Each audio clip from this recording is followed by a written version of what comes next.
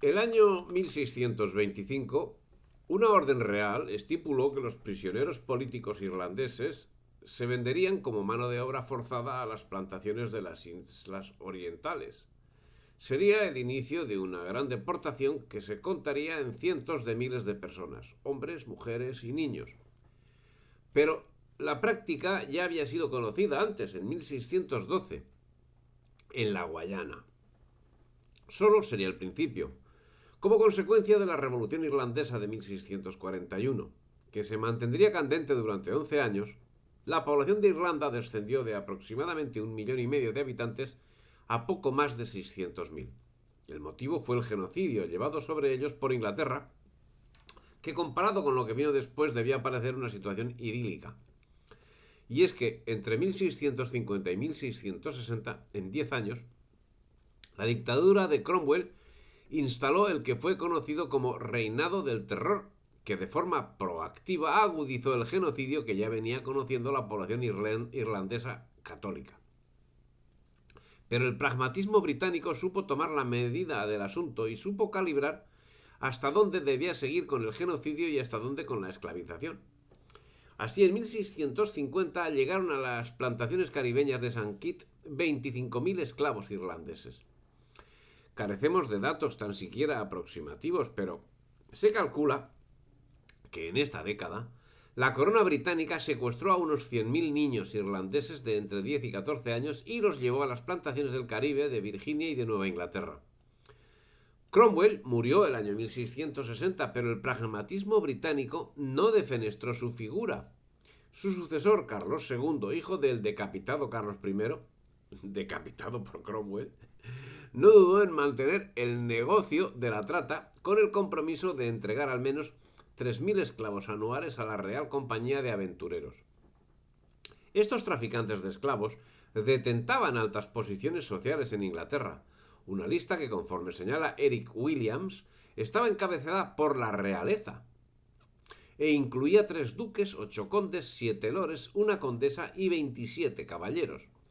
Y la toma de Jamaica del año 1655 fue, sin lugar a dudas, un punto de inflexión en el tráfico negrero atlántico. A partir de ese momento se dispararía el tráfico, que si hasta el momento poco difería de lo actuado siglos atrás, donde el esclavo podía ver su desventura como algo pasajero, ahora, bajo una mentalidad puramente economicista, accedía a una situación sin vuelta atrás donde el horizonte era la esclavitud perpetua o la muerte inmediata. En los barcos esclavistas británicos empezarían los esclavos a conocer el hacinamiento. En los barcos esclavistas británicos se producirían sublevaciones de esclavos en un 20% de los transportes. Tengámoslo en cuenta, 1 de cada 5 tenía una sublevación. Algo que jamás ocurrió en los barcos portugueses. En los barcos esclavistas británicos se tirarían esclavos al mar como lastre cuando la sublevación o el temporal ponían en peligro la embarcación. Mark Welton señala que solo los buques ingleses transportaron 2 millones de esclavos africanos a Norteamérica entre los años 1680 y 1786, en 106 años. Se puede decir que ya en estos momentos todo el mundo económico británico dependía de la trata y de la explotación de esclavos en las plantas azucareras, algodoneras o tabaqueras, representando la base sobre la que finalmente sería llevada a cabo la revolución industrial. Y es que en esos momentos aproximadamente la mitad del PIB del momento dependía de la esclavitud, siendo que aproximadamente el 15% del esfuerzo de sus astilleros y sus productores de los diversos avituallamientos dependían del suministro de la población esclava. Cuando en 1698 la Compañía Real Africana perdió el monopolio para la trata de esclavos, surgieron nuevas compañías en las que se reubicaron los socios de las primeras. La West India Company, la Royal African Indian Company, la Virginia Company, fueron las principales nuevas iniciativas que, impulsadas desde el Estado, sirvieron de nueva ubicación para la alta nobleza y para la pujante burguesía, que con visión de futuro protegieron a quienes serían los ideólogos de la nueva filosofía: Locke, Adam Smith, Hobbes, Grocio, al amparo de los esclavistas, gestaron las nuevas teorías del liberalismo. Como en el caso de la Vogue, estas compañías estaban dotadas de autonomía propia, con potestad para aplicar la justicia y para tratar negocios multilaterales y, por supuesto, para apoderarse de territorios. Por su parte, en el comercio triangular, los productos obtenidos en las colonias llegaban a la metrópoli desde donde se distribuían a los mercados de Inglaterra, de Francia y de Holanda.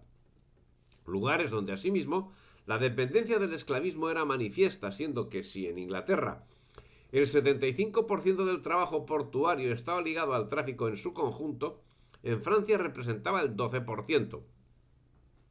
En este periodo, el consumo anual de azúcar en Inglaterra pasó de 2,7 kilos por habitante en 1710 a 10,5 kilos en los años 1770. Y comenzó a generalizarse el uso del té, del café, del chocolate y del tabaco. Y la banca inexorablemente estaba detrás de todas estas operaciones, tanto de movilidad de esclavos como de adquisición y puesta en cultivo de terrenos. Con el inmenso capital acumulado, posteriormente financiarían la revolución industrial. La eclosión del liberalismo era ya manifiesta, y sus métodos, las sociedades por acciones, que ya llevaban décadas en desarrollo, se manifestaron con fuerza en el primer cuarto del siglo XVIII en Inglaterra, siendo que, según señala Hugh Thomas, la Compañía del Mar del Sur en Inglaterra contaba en 1720 con 462 miembros de la Cámara de los Comunes, 100 en la Cámara de los Lores y toda la familia real. La evolución del tráfico, lógicamente, siguió creciente. Para hacernos una idea, debemos tener en cuenta que la Compañía Real Africana transportó en 6 años, de lo que va de 1680 a 1686, unos 35.000 esclavos. Tomando un periodo idéntico de 9 años para operaciones llevadas a término por las nuevas compañías, destaca que solo los comerciantes de Bristol embarcaron 160.950 negros a las plantaciones azucareras. Y la flota esclavista, que en 1720 estaba compuesta por 120 buques, en 1760 contaba al menos con 146 buques, con una capacidad para 36.000 esclavos. Y en 1771 el número de barcos había aumentado a 190, en cuyas bodegas trasladaron a 47.000 esclavos. Todo ello comportaba pingües beneficios hasta el extremo que a mediados del siglo XVIII todo el comercio y la manufactura británicas estaban conectados de uno u otro modo con el comercio triangular, siendo que las ganancias obtenidas sirvieron de una manera directa para la financiación de la revolución industrial, que en 1750 conoció un importante empuje con la creación de la conocida como Compañía de Comerciantes, que tenía participación prioritaria en el comercio triangular y controlaba el tráfico. Y las colonias de las Antillas eran el eje del Imperio británico, con una inmensa capacidad productiva. El contrabando y la piratería eran las otras dos patas del banco que sustentaba el ser económico de Inglaterra. Y es que cerca de la mitad de los beneficios comerciales británicos dependía de la economía esclavista atlántica. El beneficio obtenido era enorme, pero además ese modelo empujaba su industria. El 15% de la construcción naval se destinaba al tráfico. Por eso, el tráfico siguió creciendo en importancia y los beneficios se mostraban en Inglaterra de manera ostentosa, hasta el extremo que en la bolsa de Liverpool, ciudad que en 1795 gestionaba las 3/7 partes de todo el tráfico esclavista europeo, 3/7 partes, casi la mitad, se exhibían relieves de cabeza de africanos y los mercaderes hacían pública ostentación, siendo que las inversiones alcanzaban cifras muy importantes. Señala Joseph E. Nicori que entre 1750 y 1807 los tratantes de esclavos británicos invirtieron más de 8 millones de libras en la construcción, reparación y pertrechos de sus barcos en astilleros ingleses. Y los beneficios generados, que estaban en consonancia con las inversiones, fueron la base de los bancos ingleses actuales. Pero esa generación de recursos no se limitaba al tráfico negrero, sino que aprovechando la ruta del esclavo se abrían rutas para el contrabando de todo tipo de bienes. Así, a mediados del siglo XVIII, esa actividad ilegal estaba afectando gravemente a la economía española, siendo que la Casa de Contratación de Sevilla informaba de las dificultades que encontraban los comerciantes españoles a la hora de vender sus productos en América, como consecuencia de la enorme cantidad de mercancías inglesas que, al amparo del Tratado de Utrecht y sobrepasando ampliamente lo en él estipulado, entraba en los puertos americanos. La corona española tomó medidas impidiendo que llegase oro o plata a los puertos donde atracaban los ingleses, al tiempo que creaba una pequeña flota de guardacostas con base en Cartagena de Indias y en La Habana, destinada a interferir el contrabando, lo que acabó ocasionando una nueva guerra con Inglaterra, la que fue conocida como de la oreja de Jenkins, al haber mutilado una oreja a este pirata que había sido pillado infraganti.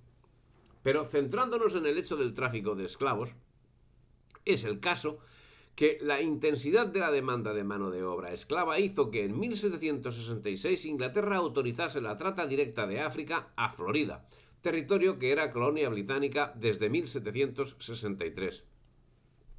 Por otra parte, la flota inglesa tomó La Habana en agosto de 1762 y la mantuvo en su poder durante 11 meses. En ese tiempo trasladó a la isla no menos de 11.000 esclavos e implantó un régimen comercial al estilo británico. Y lo que es peor, cuando finalmente abandonó la isla, lo hizo militarmente, pero dejó todo un ejército mercantil y esclavista que fue el que convirtió la isla en uno de los últimos destinos de los traficantes de esclavos africanos. Inglaterra era, sin lugar a dudas, el más importante país en lo relativo al comercio de esclavos de todo el mundo, y eso ciñéndonos al tráfico atlántico y dejando al margen la India. Entre 1756 y 1786, Bristol envió 588 barcos a África, Liverpool envió 1858 y entre 1795 y 1804 Liverpool mandó 1099 naves, Londres 155 y Bristol 29. Y a finales del siglo XVIII, todas las clases de la sociedad inglesa presentaban un frente unido en lo referente al tráfico de esclavos. La monarquía, el gobierno, la iglesia, la opinión pública en general apoyaban el tráfico de esclavos. Había pocas protestas y estas eran ineficientes. Y curiosamente, en esas fechas, Adam Smith señalaba la nula rentabilidad del trabajo esclavo. Al amparo de esta idea, en 1765 se fundaba en Inglaterra la Sociedad Antiesclavista. Pura casualidad. Si te ha gustado el vídeo, dale me gusta, difunde y suscríbete al canal.